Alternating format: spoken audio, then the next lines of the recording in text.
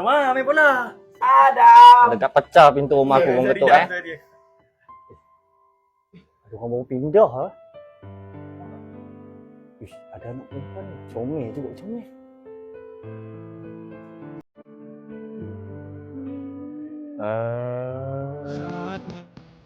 Assalamualaikum.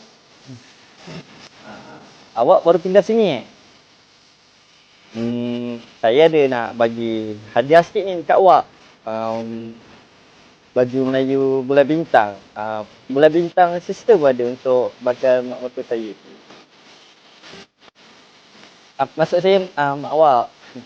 Dah lah.